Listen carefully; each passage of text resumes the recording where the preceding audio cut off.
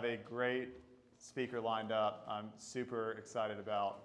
So let's dive into it real quick about GRRRR. What is GRRRR? GRRRR is a global real estate community built for investors, by investors. We're not gurus. We're a group of real people doing real deals here in Charleston and across the nation.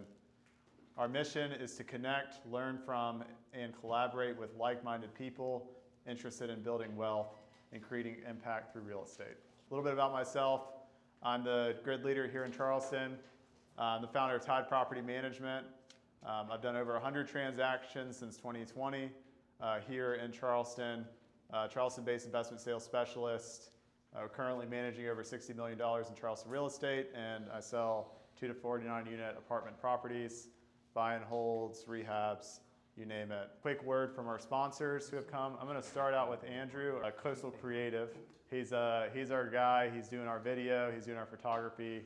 And he does a great job. Next sponsor, Coastal Equity Group. Refresh Your Nest, Shannon Hawkins, staging here in Charleston. She is absolutely phenomenal. She also offers interior design services. A lot of my investor clients have worked with her in the past. I've absolutely loved it. Mitchum Law Firm, Tide Property Management. Today we have our special guest is Glenn Barlow. Glenn serves as the Chief Executive Officer of Stallion Equity Management, focusing on acquisition, repositioning, and effective management of the company's extensive real estate portfolio and projects. With a career spanning back to 2001, Glenn has established himself as a successful entrepreneur within the real estate industry. He spearheads Stallion's entire spectrum of activities, from identifying lucrative opportunities and conducting thorough analysis to executing acquisitions and overseeing day-to-day management. Glenn also implements strategic marketing initiatives crucial in securing capital for property ventures. From acquisition and procurement to construction, cash flow maximization, and/or asset disposition, Stallion really stands out as a unique player. Glenn, thank you so much for coming today. Let's everyone welcome Glenn to the front of the room.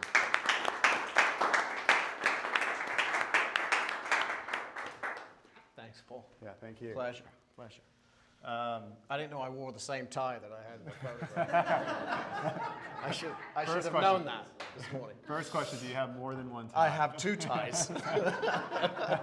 Glenn, thank you for being here. So when we decided to do this topic, I was racking my brain to find someone who has done this strategy and has done it well. I wanted to make sure whoever we brought on as a guest had a proof of record, but had done this at a really high level so that the people in the room could learn from them. Mm-hmm. And I know you as someone who started out in a relatively short time and has built a really impressive portfolio. So could you give everybody in the room a little bit of background on your journey in real estate from when you started to now? Sure. Well, I started, first of all, thanks for having me. It's a pleasure to be here. I started in real estate up in Toronto, Canada. And real estate is very different up there than it is down here.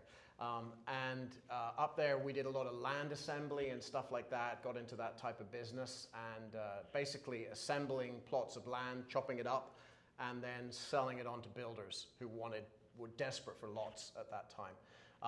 The margins grew really slim there, and so this and that happened, and different things went on in life, and so we moved away from that. We actually got into mortgage lending and some other things at the same time, and then COVID started to affect us all. So during COVID, I thought that we would experiment with the U.S. market because we hadn't done anything in the U.S., and we decided that we would gamble $3,000. That was what we said we would start with. We started with $3,000. And so I spent about 6 or 7 months sat at home like everybody else, unfortunately, in Canada was being made to do. We didn't have the freedoms you guys had down here, but we were sort of chained to our homes up there by the government, and who knows what the flip they were doing. But anyway, we were at home, and I did a lot of research on wholesaling at the time. And so I found 3 townhomes in Georgia, and I put $1,000 down on each townhome and worked with the same realtor. I think she thought at the start I was going to buy them. That's probably why she did business with me. But after I got them under contract, I said, okay, right, now we're going to sell them. And she had a pretty extensive mailing list that she mailed out to, email mailing list, and we found 3 separate buyers for these townhomes. And so from start to finish, from the $3,000, we turned that into about $37,000 in about 60 days. So it was a quick turnaround. Luckily, because we didn't have a lot of spare cash at that time, luckily we didn't have to close on these things, and we just flipped contracts A to B, B to C at that time. I don't know if you can wholesale in South Carolina. I think it's, yeah, they've taken all the fun out. I shouldn't say that because I'm in a realtor's office. So I know realtors aren't a big fan of people like us. Anyway, from that $37,000, I thought, okay, I don't want to do any more wholesaling. Let's try and get into some fix and flips. That seemed a natural thing. So we started looking at markets. Obviously, we couldn't afford markets like New York or Miami or some of the big places. So we landed after some research in Lakeland, Florida. And I had never been to Lakeland. And in fact, we were still on lockdown at this time in Canada. And so for the first, believe it or not, that people think I'm messing around here, but the first 2 flips I did in Lakeland, I did from my office in Toronto at home using Uber and Facebook. So they were the only 2 resources. I literally would find something on Uber. Brinley, who's here tonight, he's our EVP with Stallion. I didn't have US cards at the time, so we used his credit card.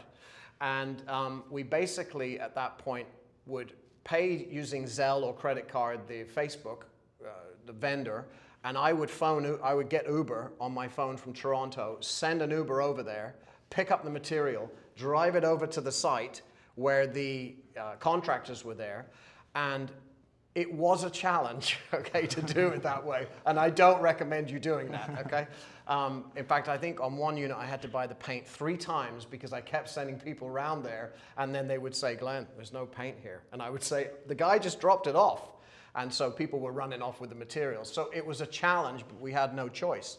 And so after those couple of flips, we made a few $1,000 on each one of those. And then they lifted all the draconian restrictions in Canada, and I got down into Lakeland. And we did about another 4 or 5 flips, which then allowed us to really, and the market was good, so things were selling real quick. So we managed to sell them quickly, and we moved then into gathering about $200,000, I would say. We piggy banked at that point.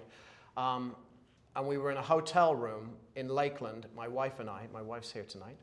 And we were in a hotel room in Lakeland, and I was on LoopNet, as you do. Mm-hmm. And we found a duplex in Charleston on Allway Avenue, downtown, which is not, don't think south of Broad, because it's not. Pierce knows Allway Avenue. He property managed it for me for a bit.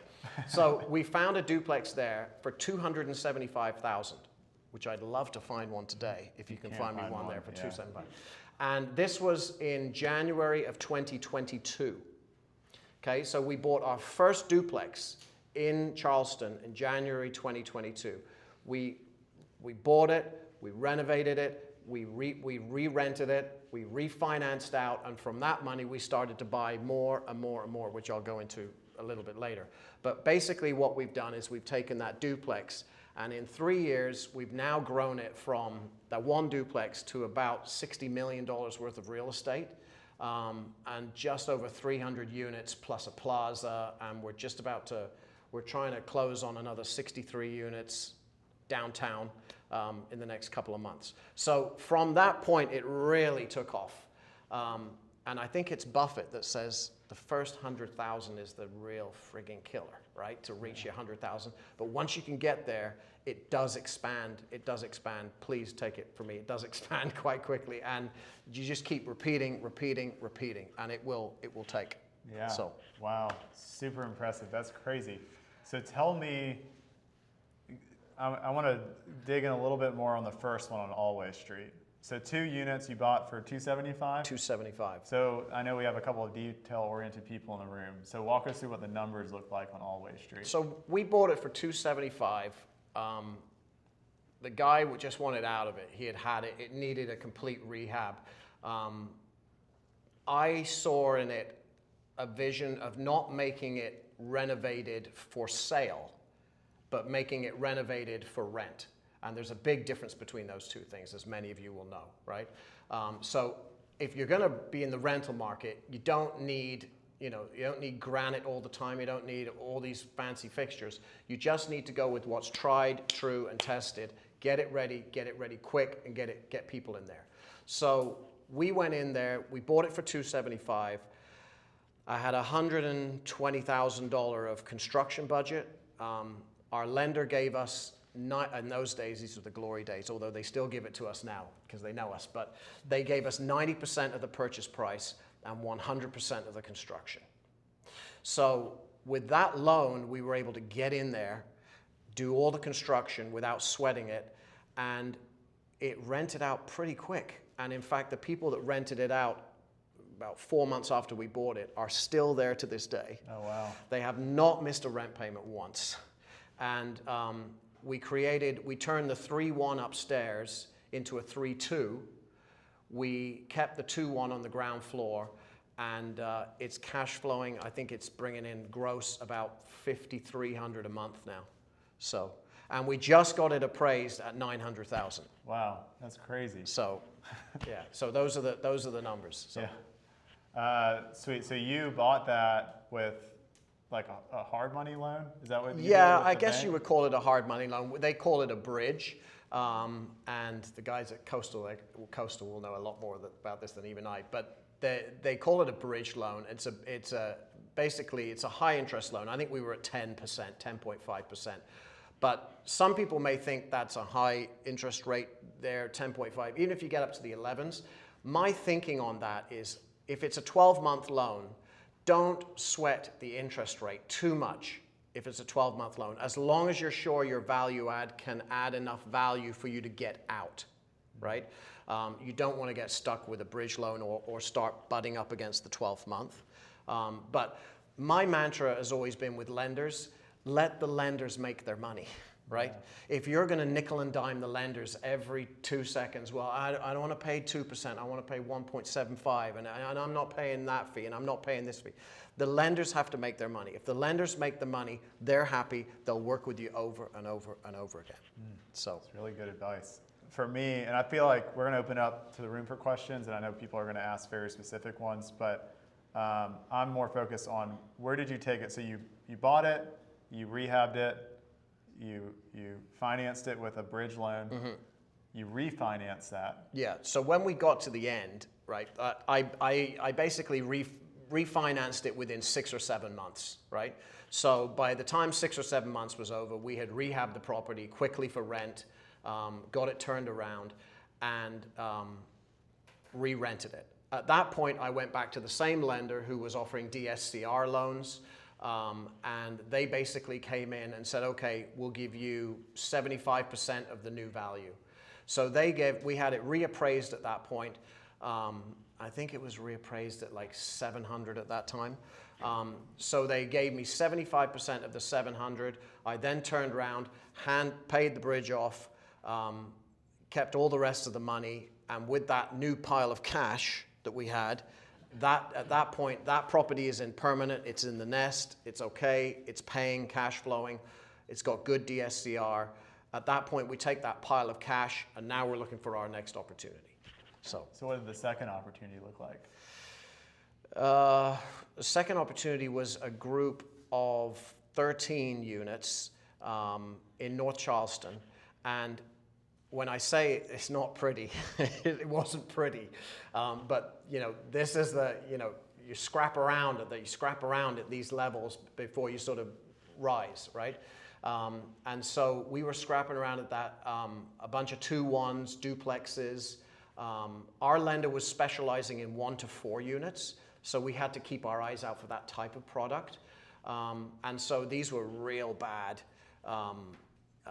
Eleanor Avenue, Pierce will be shaking his head soon. Eleanor Avenue, April Avenue, Cherokee, yeah, a bunch of these places, right?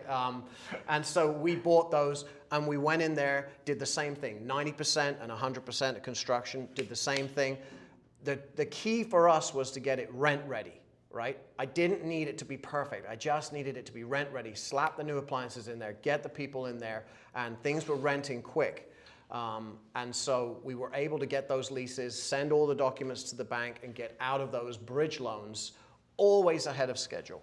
Always ahead of schedule. Only once have I come close to the line, which was a little nerve-wracking. But other than that, we're usually way ahead on how quickly it takes us to renovate these units. Now we've got it down to a science, right? So now we're probably from soup to nuts, I'm thinking 7 days. We're renovating a unit. Wait, so like from closing the property to having it rent ready. From getting in there, right? So Okay. we may close the property, it might take a few days to get in, but certainly when demo starts on day one, a 2-bed unit, 2-bed, 1-bathroom unit, we can typically turn that around in 8 days. Wow. So that is start to finish, rent ready, cleaned, tenant can go in, take a look at it, and off they go. So zooming out from closing day to refinance day, how long does that typically take you right now?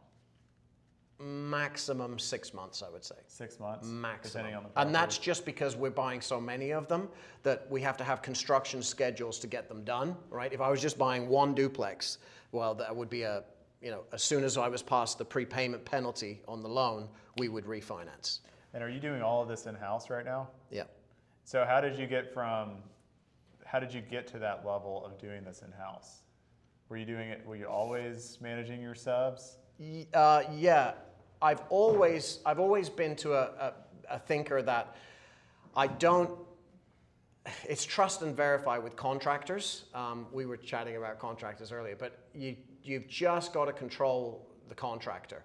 And so what we typically do is we'll say, okay, we'll negotiate a labor price with you for the job, but we will supply the materials. Because I know I can now buy those materials. We spend about probably close to $2 million a year at Lowe's.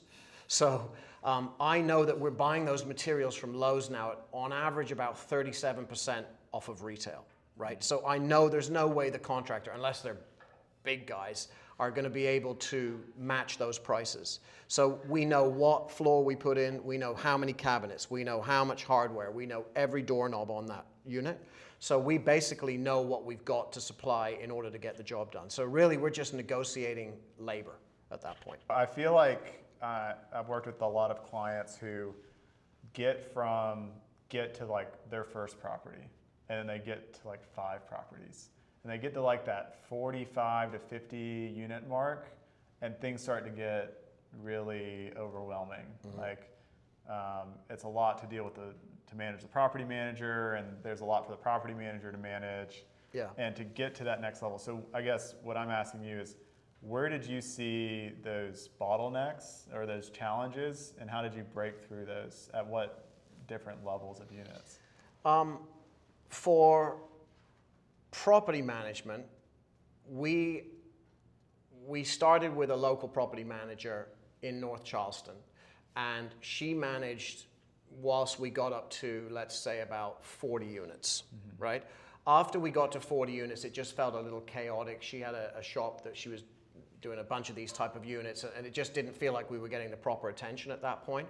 Then we went to Tide Property Management, which was Shameless plug. here for Tide Property Management. So, and we loved working with Tide, by the way. And with Tide, we grew to, what do we have with you? 140 or something? Yeah, 140, 150? There's probably a little bit more than that. Yeah, so it was a challenge. Like at that level, it is a challenge. And so then what we started to see, and this was no fault of Tides, they were doing a brilliant job. But what we saw was economies of scale after like 150 units, where again, I don't want to talk anyone out of going with Tide or whoever else, another property manager, but we personally just saw it was a good economy of scale for us to sort of hire our own, like employ our own property manager, employ our own assistant property manager. And so that's the direction we went in.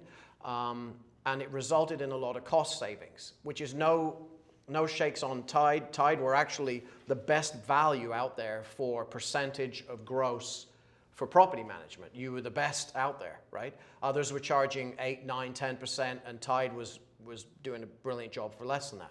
So, but what I calculated was, okay, if we pay our own property manager, let's say $70,000 a year, and we pay an assistant to he or she another $50,000 a year, we're saving probably $10,000 a month, maybe $15,000 a month, right? Which can go to other things that you got to do. One thing that we noticed, as well as efficiencies, was maintenance. In this kind of level of building, in the Class C buildings, the maintenance is a freaking nightmare, okay? And it still is to this day. I still wake up panicking about maintenance. And so what we decided was we would start hiring our own crews, getting our own vehicles, Stallion property management, Stallion property maintenance and stuff. And so we did that. And we found that we got like 4 HVAC guys right now permanent with us on staff. But just if you have, let's say, 30 or 40 units and you employ one HVAC guy for, let's say, $50,000 a year, $50 or $60,000 a year, that will save you a fortune on what the third parties are charging, right? And so there's economies of scale the larger you get, right? So you get into that we're out now over the 300 mark. So it's like it just makes sense for us to have 3 property management personnel, and we got like 5 and a coordinator for maintenance, and it still saves us money. So was there, and I guess like zooming out of just the management side or the construction management side, did you see any like challenges to break through a certain unit count as you were growing? Did you have any to move it in-house? Yeah, well, just in general on getting your portfolio to that next level, right? It was stressful, yeah. The whole thing is stressful. I think Brinley and I were chatting with one guy, and we were saying, like, if anyone thinks this is passive, please, like, leave the room. There's nothing passive about this, okay? I've walked around Lowe's, and I've got my 12,000 steps a day at Lowe's. So there's nothing passive about it. It's a ton of work, right? And it's a ton of stress to get there. But it is worth it when you get like closer to the top, and we're nowhere near the top of the mountain yet, but when you get higher up the mountain, the view gets better, right? It doesn't necessarily get a lot easier, but it certainly gets more easy to manage the better your team can be. And I remember seeing these different pillars. I think it was Cardone that had the different pillars, and basically saying, you know, the team that you have when you're bringing in $1 million a year in gross is going to be probably a completely different team when you're bringing in $5 million. And then when you're bringing in $10 million a year, you're probably going to look back and say, we got a completely different team now than we had back then, right? So your team is going to evolve as you evolve, and your business will develop and grow exponentially as your units do. Mm-hmm. So your current strategy, so I know you've been buying, rehabbing, refinancing, building your portfolio. Are you doing this for long-term strategy, or you have a specific hold period? Yeah. Well, I mean, a buddy of mine in Toronto used to say, he used to own a lot of property, and he used to say, everything is for sale all the time, right? And that's the same story for us. Everything we have is for sale all the time. It's just a question of price and terms. So we are willing to sell any of our portfolio, right? And that will help us to gas up into the next deal. So right now, the market is tough right now to sell anything, right? I don't think I'm alone in thinking it's tough right now out there. So we're hoping that rates come down, who knows, in September or October, and that might sort of start opening up the floodgates a bit more for people to sort of buy. Right now, sellers are seemingly holding their price. Buyers don't want to pay that price, and so we're just waiting for rates to adjust to help them get to where they need to meet. But yeah, I mean, for now, we hold everything. We basically own everything that we've ever bought, we own today, right? And we have no plan to sell it, but we're willing to sell it, right? Because we are now starting to move into more of the Class A. We just secured 63 condos downtown on B Street, which we're looking for investors. If anyone wants to co-invest with us, we're willing to very happy to talk to you. And we have brochures actually on that here tonight. What's so the minimum? What's the minimum? 50,000 is the minimum in on that, and we'll give you an 8% pref and a 70% split of the back end. So, and that's paid out quarterly. So we're starting to move into this sort of private equity space now. We're sort of experimenting with that. We do have that. If we don't get any investors, we'll just buy it ourselves. But those are 63 condos downtown. We've got another 128 units of Class A that we're looking to purchase by the end of the year in Georgetown, which is a new market for us. And I can't tell you where, but we're trying to make a play for just under 300 units in North Charleston, but I can't tell you where that is otherwise. Super exciting. Yeah, so we're trying to expand into that type of you're thing. talking about locations a little bit. Why have you stayed in Charleston? Why haven't you gone into these other more rental-friendly markets? For us, Charleston worked, and the rents have gone up so dramatically for all of us that it seemed like we're not sort of at a saturation point for us personally yet. I always thought to myself, if we got to 1,000 units in Charleston, at that point, I think that would be our saturation point, psychologically for me. But I think we still have ability to grow. Rents have flatlined a little bit, although all our rent increases, we're seeing at least $75 to $100 every time we just rent increase with no problems. Yeah. So we're still seeing some increases. Yeah. So. Yeah, renewal. And we're now getting, we just bought, a few months ago, we bought the old Regency building up on Dorchester Road. We renamed that Stallion Square. They were getting 800 for one-bed units. They're all one-bed units there. We've renovated it, put a new roof on it, new windows, renovated the units, and we're getting $1,450 all day long for one bedrooms in North Charleston. That's crazy. $1,450 for $1,450 for ones. Man, yeah. That's awesome. So one thing I think I've admired about you from afar and working with you is you have an incredible sense of urgency. And I tell people this, I'm like, especially because you come up in conversations sometimes, and I'm like, he has the most amount of urgency I've ever seen in a human being. Like, and I'm not exaggerating, you are. What in the background, what is motivating you? What's your mindset? Why do you have this amount of urgency? What are you working towards? Yeah, well, I don't think, I've never met, count me out of this, but I've never met a successful person that doesn't have two things. Number one is urgency. Like you said the word, like that's the magic word. You have to have urgency. If you want to be successful, you have to have urgency. It's almost, it has to be your mindset. And the second thing is make lists, right?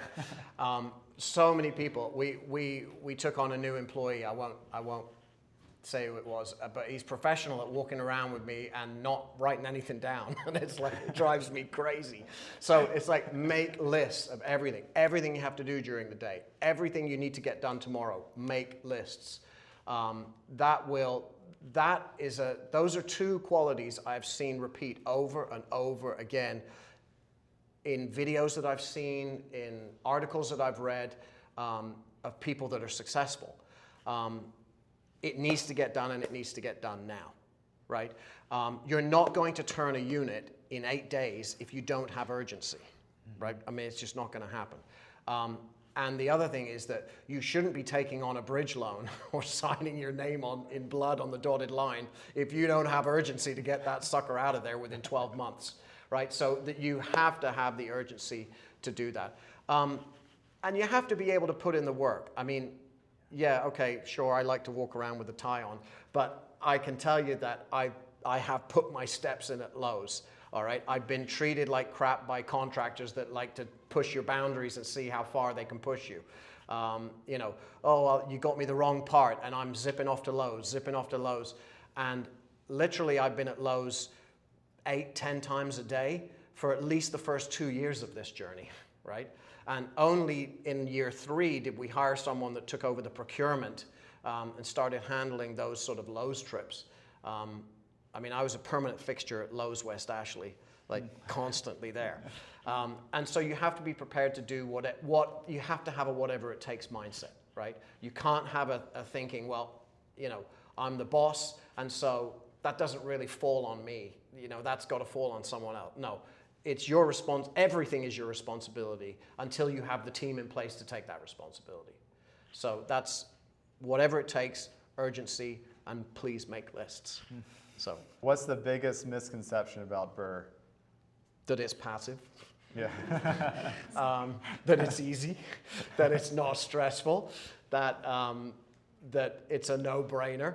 I must say, I mean, the BRRRR strategy, probably in the olden days, like COVID time, like post-COVID, like around that time, it was almost a no-brainer, all right? And it was almost a no-brainer. You could do a half-assed job and it sort of would flip, it would go, right? Because there were so many people writing contracts on stuff. But now you got to know your stuff. And you've also got to know, the niche that you work in. And there was a friend of mine that came down and started doing renovations in Charleston. And they were doing, I told them, you need to do Class C, renovate them quickly, get people in there, refinance, and you'll be successful. They had in their mind they wanted the luxury market, right? There's nothing wrong with the luxury market. But they had in their mind, oh no, we want to do luxury. Well, luxury doesn't sell as fast as Class C rents, right? So, and the other problem with that is that when you focus on one thing like they were doing, they were focusing on one house at a time, it doesn't cash flow. That's one rule that we have at Stallion is, quoting Cardone again, if it doesn't cash flow, it's a no-go, right? So do not buy anything that does not cash flow on day one, right? So when you buy it, it has to be cash flowing ideally, right? And then you can move the tenant out, and the more units you can buy, the easier this becomes because you can still maintain at least a portion of that mortgage to cover the mortgage, payment to cover the mortgage while you renovate, right? Mm-hmm. And the other thing is build a lot of fat into your construction budget. That's another thing because, you know, we all need money to live. Right? And that was one of the things that I struggled with at the very, very start was, okay, I've got to feed my family here, right? And so I'm not going to feed my family on a whim and a prayer here. So build construction management into your construction budgets. Most of your lenders won't really, they'll be okay with that, right? They know you got to eat too, right? So I was always building in an extra, 10, 15, even 20% into the construction budget so that I knew that if I hit my targets and I did the work on budget and on time, then I got my little pound of flesh out of the draw, right? So every time there was a draw, I got my $5,000 out. Every time a draw, $5,000. So, you get a couple of those, 3 of those a month, you can sort of survive and live, right? And the lender doesn't expect you to do, we're not the lender's slave here. Like we are here to make money too. So, if you were starting over, what would you do differently?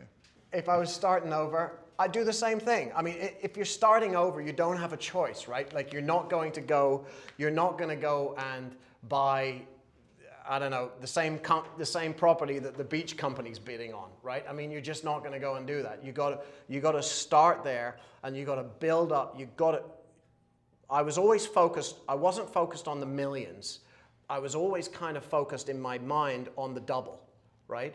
So I was sort of thinking to myself, you know what? If I put 10 grand in this, if I get that back and I make another 10 grand clear, all right, I've done all right.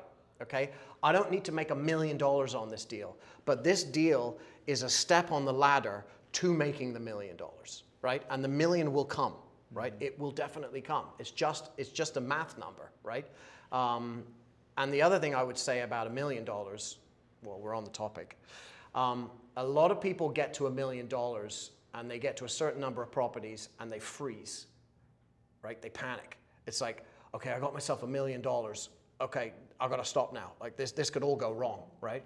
Because they're fearful of having to redo again and start again, right? But my thinking is once you hit $1 million, that's when you got to hit the gas, right? You can't all of a sudden, your risk aversion cannot go from here to here when you hit $1 million. You've got to just keep going, keep going, keep going. You'll make it back. Even if you lose 500,000 of it, you know the secret sauce at that point. If you've made $1 million, you know the secret sauce. So awesome. How can we as a community support you? Well, you want to invest in B Street. You got 50 grand, we can talk tonight. Yeah.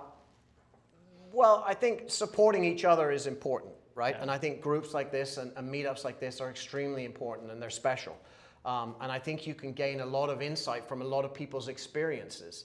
And I don't like to say failures because I don't view a failure as a failure, right?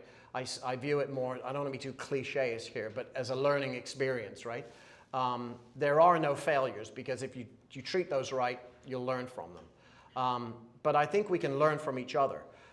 There's still a ton of stuff we have to learn, right? There's still, I mean, we have a beautiful office downtown now on King Street. I think have you been? Yeah, it's beautiful. Beautiful offices down there, you know, but I still walk into that office every morning stressed about this or that, or this fire's going, or that fire's going. So, you know, there's still stresses no matter what level you're at, right? It's just, you know, some of us probably hide it better than others. Yeah. I don't know. But there are stresses, but just keep going and, you know, learn from each other and push each other and invest in each other, really. Mm-hmm. First of all, amazing. So considering that interest rates now are substantially higher and property prices are not appreciating, because in 2022, the first 4 months, everything went up by about 30%, Mm-hmm. and that's when you actually started. Mm-hmm. So you can't really refinance at a lower rate and have more equity in the same property. So what are you doing now? Well, our way of, I guess my way of thinking about this has always been from the start to the finish, right? Is I haven't done what I've done so much with a view to cash flow, okay? My view has always been if the bank can get paid and the mortgage can get paid and I can make just even a little bit on top, I'm happy with that. Because my goal has not been to, you know, be sat back collecting money every month and, oh, there's another 50,000 this month and 50,000 and I can go and buy a new car. No, my focus has always been if I can cash out, the cash out has been our absolute gold, right? Because that gives you the next deal. Cash flow will not give you the next deal. It will, but it'll take you like 5-10 years, right? So our goal has been maximize the cash out, always, as long as the asset still cash flows on the DSCR loan that you're refinancing out. Now, for us, it always has, because we've come in aggressive usually with our prices. Like we bought 24 units on Sumner Avenue, right? And we came in with that. We were able, the seller just lost a buyer. He was trying to get 2.6 million for it. We came in at 2.4, hard on day one, $200,000 down, 30-day closing, which we were able to do. And so it was like, the guy was like, okay, I'll take it, right? So come in aggressive with your offer so you got to buy it right. That's where you make your money, right? The buying price. So in my mind, as long as you cover the bank and you make a little bit and you got a little bit of cushion there for your, obviously your property tax and everything else, although that's impounded typically with the permanent loans, our focus has always been on the cash raise, because the cash raise is the fuel by which you grow your portfolio, right? It's the fuel by which we took it from 2 to 300 in 3 years, just through appreciation, right? I didn't want to sit with that one asset on Allway Avenue, which would still be cash flowing, and I'd have probably made, I don't know, maybe 100 grand by now on cash flow after paying the bank. But it wasn't about that. It was about how much can I get out, how fast, and how fast can I buy the next thing. That was always the goal. Yeah. Good question. What other questions do we have? Do you mind explaining a little bit about a bridge loan, what the benefits in your mind, and if you're penalized if you get out really early? Yeah, I would, for value add deals where there's definitely construction to be done, I would always advise going in with a bridge loan. Because A, they're more flexible with their terms and what their requirements of you as a person are. They're more flexible with regards to documentation typically than if you were to go with an agency loan or something like that, right? You can move forward quicker with them. They'll close quicker, right? Some bridge companies will close 2-3 weeks, right? So you can be more aggressive on your offer. So by doing that, you get a better price on the asset, and you know that you can close quicker. But I would only advise that on a value-add asset. So for example, the 128 units we're buying in Georgetown, that's Class A product, brand new product. We're going in with we're assuming the existing agency loan, right? And then we're topping up. So that one I wouldn't go in with bridge, right? Because it's ready to go. But value add, don't be afraid of bridge. And don't be afraid of the double-digit interest rate either. It's just for a year. That's the way I always used to think. I'm not taking on, my parents, you know, and some of our parents in here, like they were dealing, well in England anyway, where I was from, they were dealing with getting mortgages at 16, 17, 18% back in the day, right? So here are we at like 10%, 11%, take the loan, right? The other benefit with bridge loans is that they'll give you the construction money, right? So a quick story on that. There were 50 units that I negotiated in North Charleston with a seller. And he wanted rid of them. He didn't want to deal with them. And in the end, I negotiated 100% seller financing with him. In fact, we closed the deal, and I got the rents and the deposit, so I actually made like 300 grand on the closing. But I closed with 100% seller financing at 6% for 3 years with a 2-year extension on it. And the problem with that, it was a lovely loan, and I love the loan, but I had to fund the construction. He weren't funding the construction. Where's the money come from? It has to come from me. So the problem with that is that you have to fund your own construction. But with bridge lending, you can go with construction, purchase and construction. We still work with a company that like on B Street, they're still giving us 90% and 100%. There are very few of those around, right? But most bridge will give you 80%, maybe 85 if you're lucky, and then 100% of the construction. And I would say take it, as long as you are sure of the value at the end of the day. And most of these bridge lenders will ask you for an appraisal that has as-is value and as renovated, after renovated, ARV value. So your appraiser will typically tell you what they think it will be worth when you finish doing what you say you're going to do, right?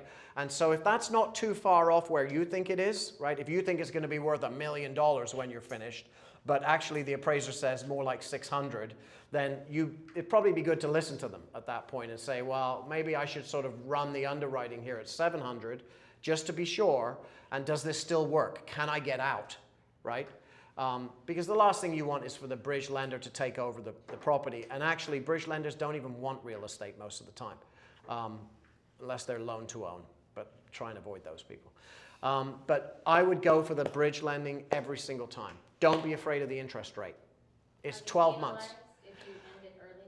No, well, typically it's a 4-month prepayment penalty, which is why when we do it, we've got all these units pent up, right? So like we're finishing all these units in the first 4 months, and then in month 5, usually there's a flurry of activity for refi because we're ready to go, right? But usually it's a 4-month minimum interest, so I would just sit with it for the 4 months. It doesn't benefit you to do anything earlier than that. They're going to charge you anyway. So why pay them and the new guy, right? The new loan. So I would sit with it till the penalty's over, and hopefully you're ready right after then. But after the 4 months, typically there's no prepayment penalty on a bridge loan. But don't get to month 12, because after you get to month 12, that's where they start racking that puppy up. So. Yeah, so 2 questions. So what is your equity multiple on a typical deal? What's the equity multiple for an investor on a typical deal? The equity multiple on a deal where we have no one else involved but ourselves, I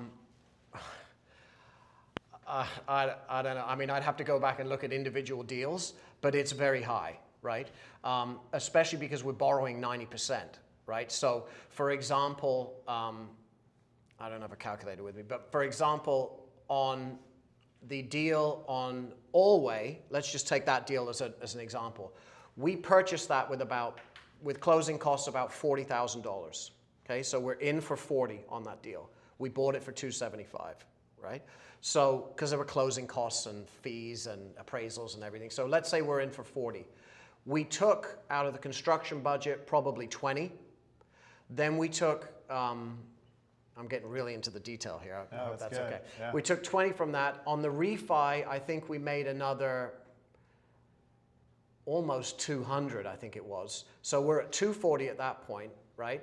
Now it's worth 900, and my debt on there is only about 550, something like there.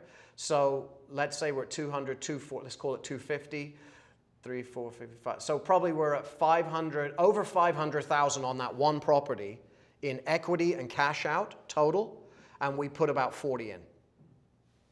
So that's your equity multiple there on what we put in. We put in 40, we've probably sucked out in what's still there and what we took, about 500,000. So what is that? 8, that's an 8x multiple. Yeah, it's a lot. That's what it is. It's a lot, yeah. For investors, on a deal such as B Street, all the details are in there, but IRR, we're projecting 23.75 to investors as an IRR, and it's a 5-year deal, minimum investment, 50,000. IRR is related to the project. Yes. Yeah. Yeah, so Equity multiple, we'd have to calculate that out for you. If you were to put in 50,000, we'd calculate that out for you based on that return, which our underwriters have got all the numbers on. They don't tell me everything, but they've got all the numbers on that. Yeah. But typically when we do our own deal, our equity multiple is through the roof. And we don't like to advertise that too much because the numbers are very, very good, right? So, but on this deal with investors, it would be less than that. Do you do long-term rentals only, or do you have any short or mid-terms? We only do long-term. And believe it or not, we looked at a deal in Myrtle Beach about 6 months ago. It was 80 condos on the beach. But there were 2 problems with it. Number one, it was mostly short-term, and number 2, it was vacant. So, it broke our 2 rules, right? It didn't cash flow on day one, and, it just wasn't for us with regards to the short term. Short term has its place, and I think you can make a lot of money on short term, and the values are really great when you go to sell it, if you've got a business plan and you've got a history of doing well on that asset. But for us, we've only ever been in long term. How long do you hold? Like, do you have a typical hold period? It is based on cash flow, cash on cash return, or? Yeah, we have, as I mentioned earlier, we hold everything that we've ever bought, except for the flips. Obviously, we flip those at the very start. But everything since we bought Allway, we've held on to today. So the longest that we've held so far is just over 3 years. So, but I would sell those assets today. So, I mean, it's just a question of what price you could get for them and when you could liquidate them, really. So, but for an investor, for an investment such as B Street, we have a targeted 5-year hold on that. And the same goes for like the stuff in Georgetown we're looking at in North Charleston, the large development. We'd be looking at a 5-year, usually 5 to 7, but typically we try for 5 years, pending market conditions, obviously, to sell. Are the loans that you get on the refi, are they 5-year loans? No, they're The 30 years. loans, 30-year loans? Yep. Okay. And we always do for the first 10 years we're IO, interest only. Oh, wow. Yeah. Yep. Nice. So you said you're able to get in there and turn in 8 days. Yeah, At what how do you do stage that? are you bringing in your contractors to like give them the overview of what the work's going to be so they can have a plan? Yeah. When you sign. Yeah. Typically with contractors, if we have a large number of units, what I'll do is I will negotiate a flat price, right? So basically I'll say to the contractor, I don't care if you've got to just redo the floor in there and put up a cabinet, or you've got to rip out the entire unit, you've got to do floors, cabinets, ceilings, popcorn, everything from start to finish, right? The price is this per unit, right? We did that over at the Regency, right? So we bought like 100 units, and I said to the contractor, okay, $3,000 a unit. I don't care what the unit looks like. It's your problem. Some of them you're going to win on. Some of them you're going to lose on. right? Same for me. I'm going to win on some and I'm going to lose on some if you just got to change a cabinet, right? But that was the deal we did with and you can do those type of deals if you have large numbers of units, right? But typically for a 2-bed, 1-bathroom unit, I wouldn't want to be paying more than, that was a bulk one, the 3,000. I wouldn't want to pay more than about $4,000 for labor, just for labor. And that should be able, with three or four people in there, you should be able to turn that unit in 8 days. You should be able to. And you're notifying them of this way before you close, or like the day you close, so they know, kind of get the crew ready? Well, if you want to move really quick, right? I mean, I shouldn't really say this, but I started before we even closed on one of the deals I did. We started the renovations, so the seller was like out with the fairies, like out of it. So we started that renovation actually a few days before we closed, and in fact, their property manager went over there and said, like, they're in here working, like, what are they doing? And it's like, just be quiet. So I got ahead of the schedule there, right? So we got like really ahead, but. If you can line it up with closing, do it, right? If you can line that up with closing, close on that day, have those guys in that unit in the afternoon. As soon as you get the keys, hand them the keys, right? Or bust the door down, whatever you have to do if it's vacant. Get in there and get going, right? Typically on BRRRRs, the existing tenant that you have probably in all likelihood will not be your end tenant. It's just the way the world goes, right? Someone that's paying $700 is likely not going to want to entertain you when you're trying to get them to fork out $1,400, right? So it will likely not be that person. So if you have to provide notices or eviction notices or stuff like that, I would go speak to the tenant the day of closing, or get some feeling from the seller. What's this tenant like?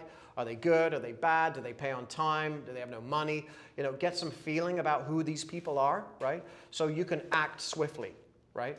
Get your notices ready. Those should be in your holster, and get them out on day one. If it's vacant though, you should be banging around in that unit on at least the second day, if not the first. Have you ever had a tenant who's just been stubborn and you've done like a cash for keys situation to get them out on closing? One, and that was on Orange Grove Avenue. Tide will know about this. And it was an old guy, and he got left till the last, and he's sort of fallen under the net, right? And we didn't really keep tabs on him that much. He was in a beautiful 4-bedroom unit on Orange Grove. Well, I say beautiful, but it's for West Trashley. It's really nice. So he was in a 4-bedroom unit, and he was there. Well, I couldn't get this guy out, and I was running out of time. That's the one I told you. I was butting up against the 12-month on the loan, and I was thinking, Lord, and I got the lender on the phone saying, you better get him out. And I was thinking, I'm going to have to cut a check for $300,000 just to pay off the loan whilst I get this guy out in the next few months. I didn't want to do that. So that way, we went over there, and I said to him, look, you got to help me out. He was just it was an older guy living on his own, and the place, it was like the show Hoarders. The place was jam-packed. Every bedroom was jam-packed to the ceiling with stuff, right? So I think we gave him, it was worth it because my penalties on the loan were ridiculous. So I think we gave him $3,000 in cash, which like lit him up, right? So it's like, okay, you don't pay rent this month, and the rent that you owe me from last month that you didn't pay, you don't owe me that either. And we'll give you $3,000, and I'll get you a pod out here tomorrow, and I'm gonna bring crews around here, and they're gonna move you out, right? So he agreed to that. We gave him the cash after he had moved out. Actually, I think we gave him $1,000, and then we gave him the other $2 when he'd gone. But I had to organize the moving truck, the pods, the crew. I had like 5 guys working in there for at least 4 days, and we had dumpster after dumpster after dumpster, and we had like moving pods, and I don't even know, I paid for the moving truck, right? And then he was calling me up saying, I've got a bit more stuff that's still left. And I said, look, you're going to have to live without that stuff now. Like, it's gone, all right? And he's like, you don't need any more stuff, okay? You got plenty of stuff. You're like 85 years old. What the heck are you doing? So he had, I don't know what else he was going to do with all this stuff. And once we got him out of there, we quickly turned it in 8 days, got in under the wire, and we refinanced it out, I think within 2 or 3 days of that loan expiration. and we were just under the wire on that thing, and we got out. So, yes, do cash for keys if you need to, and if you want to get going, and you've got a few thousand that you just sort of think, you know what, if this person will get going, and for a lot of these people, you know, you flash $1,000 or $2,000 around, right? That's some serious dough, all right? So you can get people moving for that sort of money. So I would do it if you can. Whatever helps you move quicker, right? Speed, time is your worst enemy, right? It is the worst enemy. And I'm sorry to say this, but I find that I saw one video with one guy said, you know, we're very flexible and easy with our time with other people, right? A lot more flexible than we are with money, right? When it comes with money, we're sort of like a lot more guarded and like, oh, we don't want to give this money to this person, or oh, let's save this, let's keep this. But with our time, we're much more freer and easier.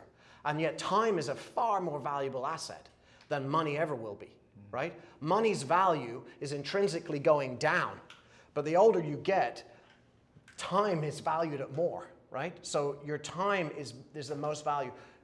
Work as fast as you can. Go as fast as you can, right?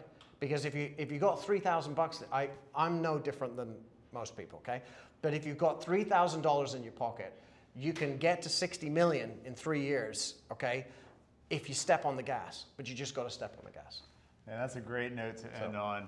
Thank you, Glenn. Thanks for coming out tonight.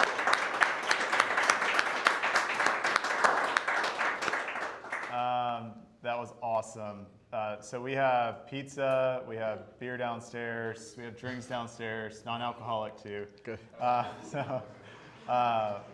Only beer for the investors. Glenn has agreed to stick around for networking if you guys have one-on-one personal questions or you want to get advice from your situation or whatever. He's agreed to stick around. Next month we have Alex from Coastal Equity. He's going to talk about his story on how he started with fix and flips and built it up to become the bank. And now he's the bank for other people. And I'm super excited to dive into the details with him on his path and how he's come. So that will be next month. It'll be the third Tuesday at this time here at this location. So thank you guys for coming out tonight. We'll see you downstairs.